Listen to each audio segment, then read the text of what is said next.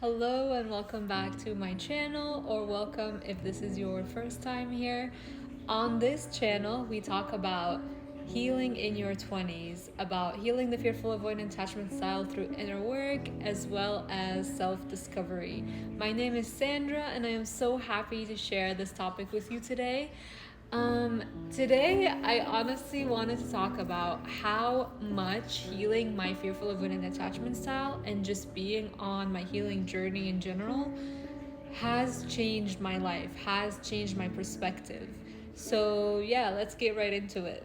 So, I'm going to share with you how I showed up in relationships in the past, how I viewed certain things, and how I view them now that I am more healed and now that I have a more secure attachment style.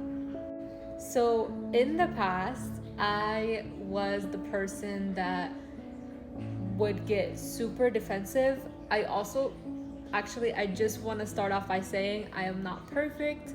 I am still learning and I am still growing, and that is actually a really big thing for me to say, because with a fearful avoidant attachment style, we believe that we have to show up perfectly and we cannot make mistakes. And shifting over this one belief alone helped me heal and helped me even share here on YouTube, share my experience, because in the past I thought I had to be this fully super healed version that I don't even know what I imagined that to look like, but I couldn't allow myself to make mistakes. I had to show up perfectly in everything that I did. And whenever someone would share any type of feedback with me, I would get super defensive.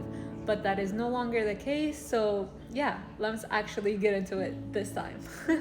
So, in the past, like I said, I used to get super defensive in relationships. I would shut down if there were any arguments. When I would get triggered, I would just shut down, not be able to speak. And I want to emphasize that it wasn't that I was actually not willing to speak. I wanted to speak and there were things on my mind that I wanted to say, but I could not physically bring myself to speak. My throat would literally shut down. I could not even bring myself to say I'm sorry.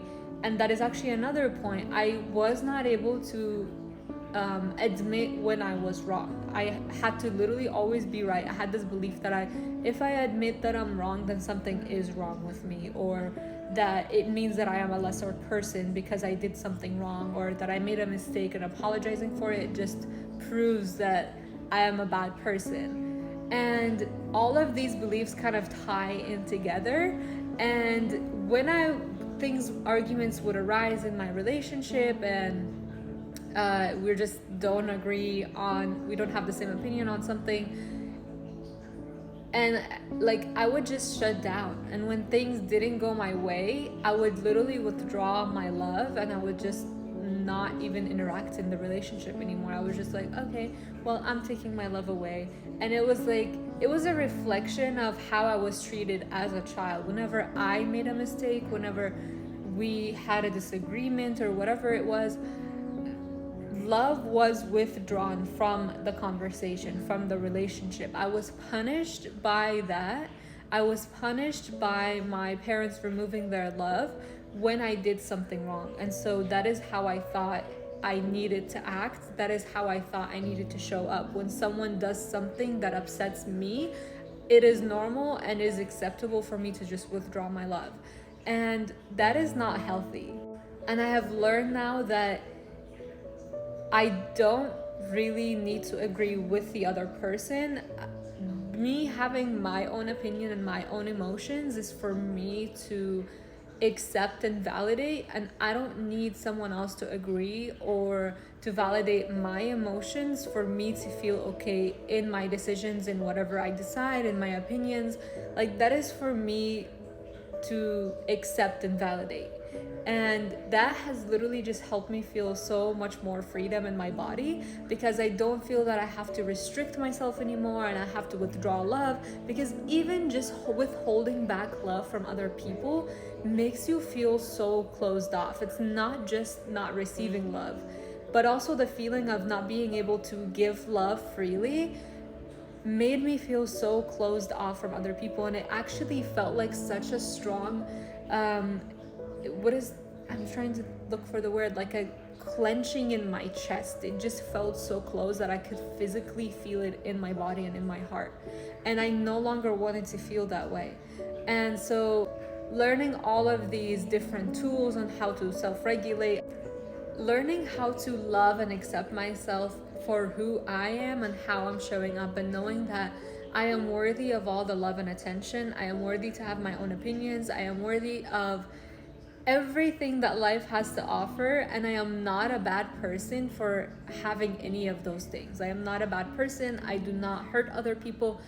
And I used to also believe that I was a bad person and therefore did not allow myself to create good in my life. And so the more I believed I was bad, the more bad things that I did.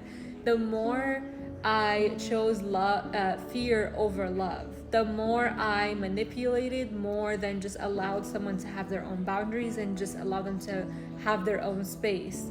And all of this just comes from ego, comes from fear. It comes from not knowing how to just allow love to exist, how to allow others to have their own emotions and have their own experience. I used to also try to control my partner's emotions. Whenever they would have a reaction to something that I said or did, I would get upset and react negatively to how they're reacting so that they would stop, because I could not hold space for their emotions. I just didn't know how to. I didn't grow up learning this. My parents didn't teach me how to do this because they also weren't taught that.